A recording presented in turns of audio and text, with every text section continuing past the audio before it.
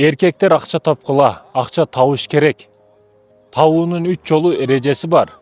Bunu da толық түрде айтам. İmam Azam rahmatullah aleyh айтады да.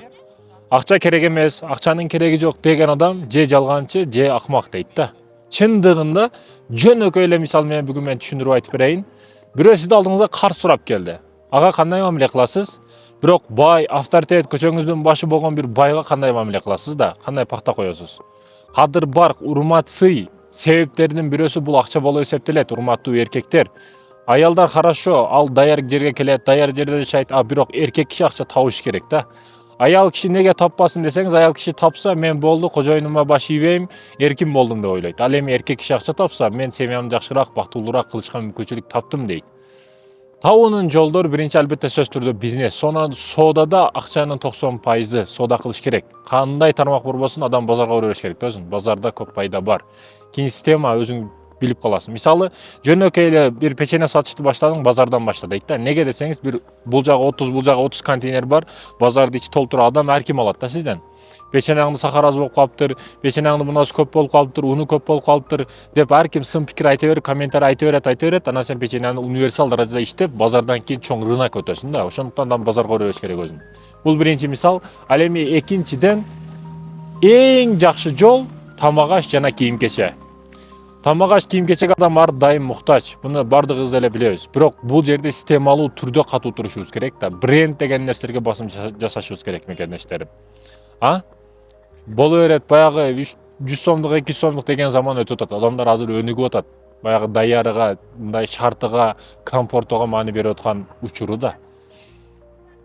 Жүзүмдү яшигиме алып кетти дейсиз да бүгүн. Коробкаларга тизип, сонун кылып, кичинекей кылып, тыкан кылып койсоңуз, сабай алып кеткенге сонун кылып койсоңуз, азыр адамдар ошого кызыктар. Ал эми үчүнчүдөн мекендештерим, көчмөс мүлк. Көчмөс мүлк. Жер маселелери, квартира маселелери эч качан түшпөйт. Ар дайым кымбаттаса кымбаттайт, бирок эч качан түшпөйт. Ошондуктан бул үчүнчү маселеге маани бер мекендештерим. Мындан эс алганды бил. Качан чарчаган учуруңда, бизнесте жаткан учурда эс алганды билишиң керек. Эс алсаң бай болосуң. Чындыгында. Туризм адамды кедей кылбайт, бай кылат. Мени сүйүнткөн нерсе Алматыда бар, бардык жерде бар нерсе бүгүн аларчага түшүп аткан кези мекендештерим. Бул биз ар дайым пешком чыгат элек, басып мындайынча арчалардын изи менен басат элек. Азыр мынтип жеңил шарттар түзүлүп, апалар болсун, аксакалдар болсун, ким болбосун чыга турган шарт түзүлүп атат. Бул эң жакшы мекендештерим. Бизден талап кылына турган нерселер от жакпа, түкүрбө, какырба, мусор таштаба, ушул сыяктуу жөнөкөй эле адамдык касиетибизге туура келе турган эрежелерди сактасак, бул жерлер алтын жерлер да мекендешим. Бул тоо мекендештерим анча-мынча сүрөт дагы тартып турабыз. Бул сүрөттөрдүн өзгөчөлүгү албетте көзү жок нерселерди тартыш керек. Арча жаратылыш, кооз нерселер, бирок жаны жок, жаны бар нерселер болбойт. Бирок мындай кооз тоолорду, мындай жаратылыш сарканга не жетсин, өзгөчө погода, өзгөчө кахва, өзгөчө чай менен өзгөчө отурабыз. Ошондуктан аракет кылайлы тынчтыкка мекендештерим. Салам алейкум. Муз жеген учурларыбыз. Жаштыкты сагынып эстеп, азыр мурда биз крышадан түшүп калган муздарды кириби, чаңыбы айырмасы жок жей берет элек. Азыр мындай казан музду дагы жешке зеригесин адам.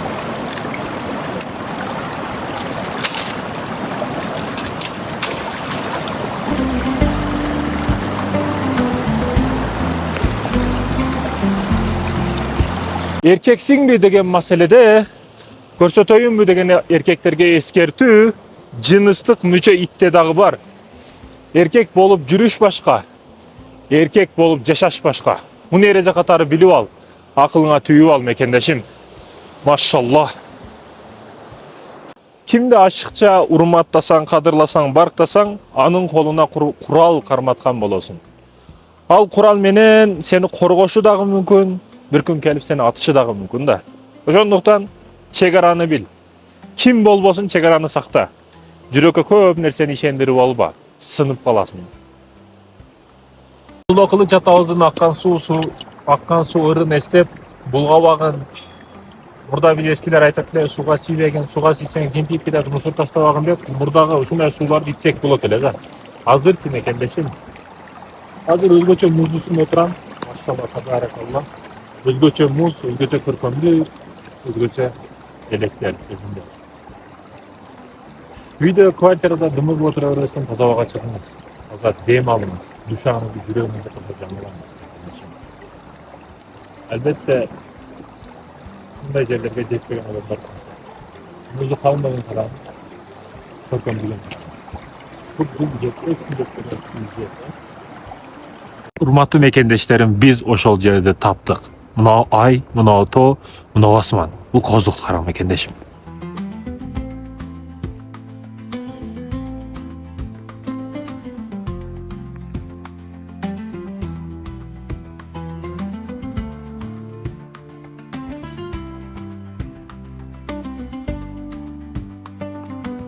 Мындай табиятта жылаң чуркагың келет, энергияң толуп кетет. Ошондуктан тоого көп чыгам да мекендешим. Бишекте болгон учурумда сөзсүз суббота воскресенье тоодо болом. Бул керемет тоолорду карасаңыздар, мынандайынча келген. Бул жерде өзгөчө мекендештерим дария, машалла. Суду караңыздар, -70, машалла. -70. Машалла, табаракаллах. Alhamdulillah. Керемет жерлери карасаңыздар. Бизде эле бар да мындай жерлер. Машалла. Армандарымдын арманы өзүңсүн. Бирок жеткеним дагы өзүңсүн. Жыгылып калсаң түзөтүп коем, сындырып койсоң, бакырсаң сооротуп коем. Капа болгонуңда кубантып коем. Кыскасы, эмне ката кылбагын баарын кечирем. Канча көп ката кылсаң, бардыгын үзүрүн кабыл кылам. Албетте, аброюмсуң, абиримсиң, намысымсың. Өмүрлүк жубайым. Бизде 3 нерсе бар. Рух, дене, но телос көрүнүп турган көзгө көрүнгөн, анан мээ да. 3 нерсе бар экен. Бирок билесиздерби? Андан тышкары сезимдерибиз толтура. Жүрөк, мээ ойлонуусу, көңүл, назиктик, ошол сыяктуу сезимдер бизде толтура, билесиздерби? Бирок бардыгын сонун кармап бере турган нерсе бул эмне билесизби? Бул рух мекендештерим. Дене убактылуу, эртең өсөк ширип жок болуп кетет. Бирок рух эч качан карыбайт, анын жашы өтүп калбайт. Бирдей абалда туруп берет да ал. Эртең кыяматта ошол тирилет, эртең кабылда ошол көзүн ачат. Рухубуз бар экен, рухубузга эмне үчүн иштебейбиз? Денебиз убактылуу нерселерге азыктанат. Себеби денебиз убактылуу да. Убактылуу кофе, убактылуу тамак аш, убактылуу плов, ошолордон рахат алат, кайф алат да. Ал эми түбөлүктүү рухубуз түбөлүктүү нерселерден азык алат. Бул не? Аллах Таала буйруп койгон намаз, орозо, зекет, мүмкүнчүлүк жетсе ажыга баруу, пайгамбарыбыздын кадамдарын зыярат кылуу. Ушул сыяктуу канча динибизге бекем болсок, биз ошончолук бактылуу болобуз дегени руханиятка азык беребиз да мекендешим. Сен өзүңдү көп кыйнабаа. Күн сайын Аллах Таала буйруган парз амалдарды аткар. Рухуң ар дайым тетик болот. Бизде телабыз бар, денебиз бар, үй жайыбыз бар, машинабыз бар, курчагыбыз ток. Вроде бир мындай не дейт, бактылуу болушубуз керек эле да. Неге көңүлүбүз тынч эмес, неге жан дүйнөбүз тынч эмес десеңиз, себеби биздин руханиятыбыз ачкада. Рухубуз толгон учурда биз бактылуу болобуз мекендешим. Калар негиз канчалык толбосун, курчагыбыз канчалык тойбосун, бирок рухубуз ачка болуп турган учурда биз эч качан бай, жана берешен, жана бактылуу боло албайбыз эч качан. Ошондой экен руханиятка иште мекендешим. Руханият күчтүү болсо, сендеги ашыкча сезимдер эч качан сени кыйнабайт. Ал сүйүү болсун, ал романтика болсун, ал баягы көңүл маселелери болсун. Кыскасы сени кыйнабайт качан сен руханияттан күчтүү болсоң мекендешим. Мынандай тоолорду кара. Кандай кооз жерлер, кандай сонун жерлер, кандай көзөл жерлер. Машалла! Аллаху акбар. Табаракаллах. Не деген керемет жерлер. Адамга эң азап берген күндөр, эң эсте каларлуу күндөр. Кийин күлүп, күлүшүп, жыргап эстей турган учурдагы ошол болот мекендешим. Айтайын дегеним, жаман күнгө Аллах Таала киргизип жатса сыноолуу күндөргө. Ал учурда кубанганды бил. Ар бир нерсени кабыл алганды бил. Неге мен үчүн деген суроолорду жийиштир. Ар бир адамдын башына жараша сыноосу келип атат. Азыр мен сонун жашап атам деген адам таппайсың. Ошо 5 жети, ошо тиккөдө жүргөн адамда дагы проблемасы бар. Бардык эле ушундай. Хаммасы эле ушундай. Чалба, жазба, жол бер.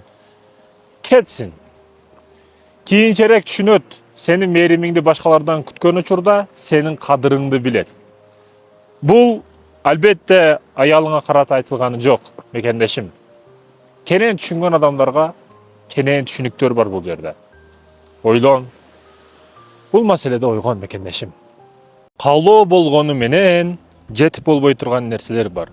Ошолордун бири сен болуп калба. Бирөөгө үмүт болбо, бирөөнүн шагын сындырба. Өзгөчө достук маселесинде, акча маселесинде, бардык маселеде. Эрте менен турган учурда ар дайым зикир менен башта күнүңдү, мекендешим. Эрте менен турдуму, көзүң ачылдыбы? Алхамдулилла, Кудайыма шүгүр. Өмүр берген, дагы бир күндү берген. Шүгүр менен башта, зикир менен башта. Уктардан мурда же Куранды окуп укта, билбесең окушту угуп укта. Же болбосо кайра эле зикир менен укта. Жан дүйнөгө кадимкидей тынчтык табасың. Билесизби, ошол уйкуга келген учурда эле не? Куран окуш, дем салыш өзүңүзгө өтө кыйын болуп калат да. Бирок ошол учурда туруп Куран окусаңыз, дем салсаңыз өзүңүзгө, бул шифа болот өзүңүзгө, мекендешим. Азыр мына жерге келип атабыз. Бисмилла деп. Өтө кооз, керемет жерлер, мекендештерим. Чындыгында табият башкача да баары. Адамды кадимкидей энергия берип, күчтөн берип коет. Өтө жакындыктагы алмакан. Алмакан кандайсы? Семечка, печенье, ушул сыяктуу нерселерди таштасак болот, келип атат азырчы. Шартты өзгөчө кылганбыз. Азыр эле 2 рейс балдарында ташып кетти да. Алар эми кайра түштү өзү. Бул атасы окшойт, Машалла. Өзгөчө жакындык, өзгөчө жаныбар.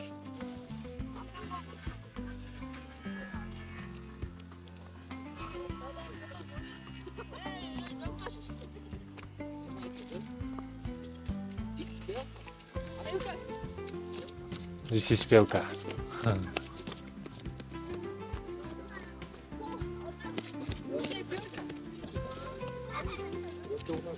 Өзгөчө жакындык, өзгөчө табият, өзгөчө жаныбар, мекендештерим. Бул качпай тургандыгында дагы бул өзү дагы билет окшойт адамдарды жытынан, погодасынан. Качпайт койчу эле. Машалла, табарак. Атаңыз ким, братан? Ой. Шеф, атаңыз ким? Жан күйдүрүп жеп атат азыр. Эч нерсени карабастан. Мына кооздукту карап азыр бир нерсени айтып коеюн дедим. Эң коркунучтуу аял болуун чыкпаган аял. Сизге бакырып атса, сизге чакырып атса, ардекен айтып атса, ардекени былжырап атса, айта хорошо. Бул жакшы, эр болуп туруп сизге карата жакшы бул. Бирок үн чыкпай калса, ал сизсиз жашашка даяр болуп калды да. Сизден үмүттөр өчүп бүттү да. Бул эң жаманы. Ошондуктан аялыңызга жакшы мамиледе болуңуз. Урматтуу эркектер.